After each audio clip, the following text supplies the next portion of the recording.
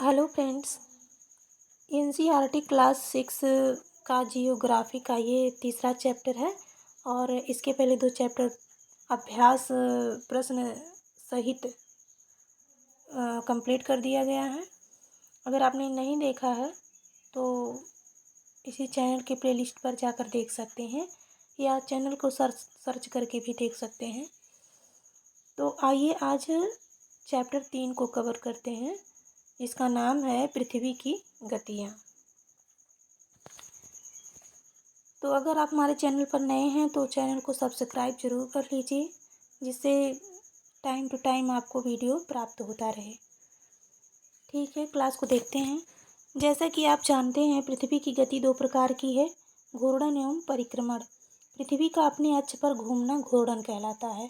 पृथ्वी का अपने अक्ष पर घूमना घूर्णन कहलाता है। सूर्य के चारों ओर एक स्थिर कक्ष में पृथ्वी की गति को परिक्रमण कहते हैं। यानी कि अगर स्थिर रूप में पृथ्वी अपने ही स्थान पे जो घूमती है, जो चक्कर लगाती है, वो अपने ही स्थान पर उसे घूर्णन कहा जाता है।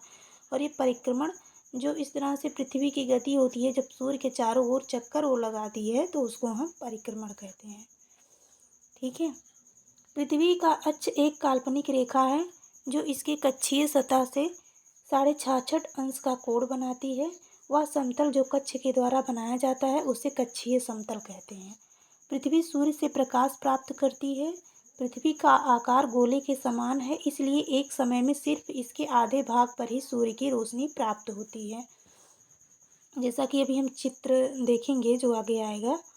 सूर्य की ओर वाले भाग में दिन होता है, जबकि दूसरा भाग जो सूर्य से दूर होता है वहाँ रात होती है। ग्लोब पर वह वृत्त जो दिन तथा रात को विभाजित करता है उसे प्रदीप्त वृत्त कहते हैं। यह वृत्त अक्ष के साथ नहीं मिलता है, जैसा कि आप चित्र आगे देखेंगे। पृथ्वी अपने अक्ष पर एक चक्कर पूरा करने में लगभग 24 घंटे का समय लेती है। घूर्णन के समय काल को पृथ्वी दिन कहा जाता है। यह पृथ्वी की दैनिक गति है। यहाँ पर देखिए, घूर्णन के कारण पृथ्वी पर दिन एवं रात, सूर्य का इधर प्रकाश पड़ रहा है तो इधर दिन है और इधर जो है रात है। और यहाँ जो झुकाव 66.5 अंश हमने पढ़ा था, तो यहाँ पे ये उत्तरी ध्रुव हो गया और ये दक्षिणी ध्रुव। तो जो ये बीच का ये कक्षीय समतल जो है पृथ्वी का, इस पर जो पृथ्वी झुकी हुई है तो 66.5 अंश पर झुकी हुई है। कहने का मतलब ये है। आप लोग समझते हुए चलिएगा अच्छे से। अगर पृथ्वी घूर्णन नहीं करे तो क्या होगा? सूर्य के तरफ वाले पृथ्वी के भाग में हमेशा दिन होगा, जिसके कारण उसके भाग में गर्मी लगातार पड़ेगी। दूसरे भाग में हमेशा अंधेरा रहेगा एवं पूरे समय ठंड पड़ेगी। इस तरह की अवस्था में जीवन संभव नहीं हो पाएगा। पृथ्वी की दूसरी गति जो सूर्य के चारों ओर कक्ष में होती है उसे परिक्रमण कहा जाता है। पृथ्वी एक वर्ष या 365 सही 1/4 दिन में सूर्य का एक चक्कर लगाती है। हम लोग एक वर्ष 365 दिन का मानते हैं तथा सुविधा के लिए 6 घंटे को इसमें नहीं जोड़ते हैं।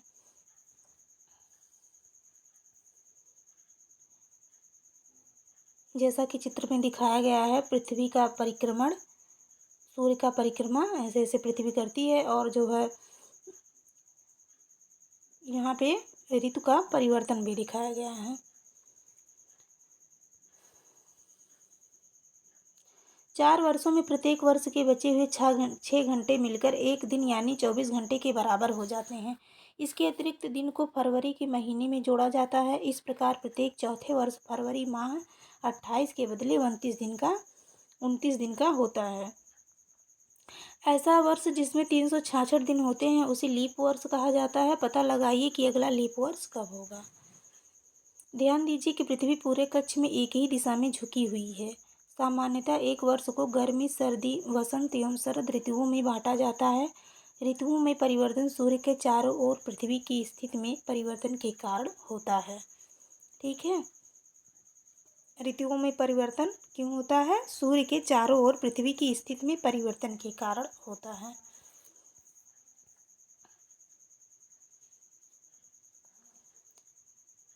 यहाँ चित्र में आप देखेंगे कि 21 जून को उत्तरी गोलार्ध सूर्य की तरफ झुका है। सूर्य की किरणें कर्क रेखा पर सीधी पड़ती हैं। इसके परिणाम स्वरूप इन क्षेत्रों में ऊष्मा अधिक प्राप्त होती है।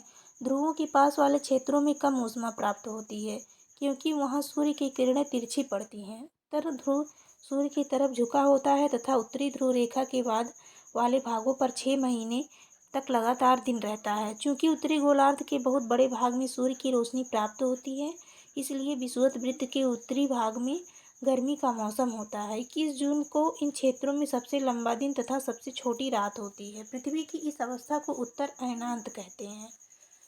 इस अवस्था को क्या कहा जाता है? उत्तर अयनांत। 22 दिसंबर को दक्षिण ध्रुव के सूर्य की ओर झुके होने के कारण मकर रेखा पर सूर्य की किरणें सीधी पड़ती हैं। चूंकि सूर्य की किरणें मकर रेखा पर लंबवत पड़ती हैं, इसलिए दक्षिण गोलार्ध के बहुत बड़े भाग में प्रकाश प्राप्त होता है।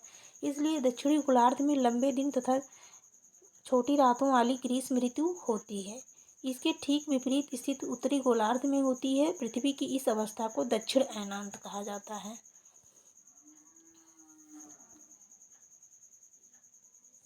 क्या आप जानते हैं कि ऑस्ट्रेलिया में ग्रीष्म ऋतु में क्रिसमस का पर्व मनाया जाता है?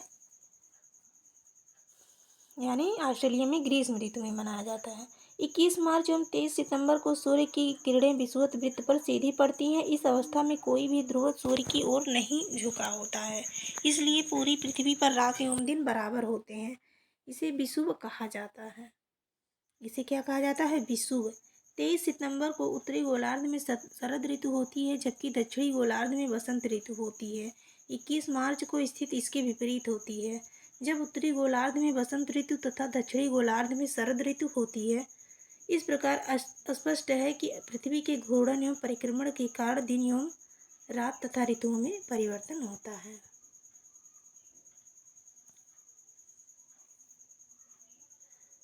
तो फ्रेंड्स, ये तीसरा चैप्टर समाप्त हुआ और इसमें जो ये अभ्यास प्रश्न दिए गए हैं, इसका अलग से वीडियो कल अपलोड कर दिया जाएगा। तो अगर चैनल पे आप पहली बार जुड़े हैं तो चैनल को प्लीज़ प्लीज़ प्लीज़ सब्सक्राइब ज़रूर कर दीजिए और वीडियो कैसा लगा कमेंट में ज़रूर बताइएगा। Thanks for watching.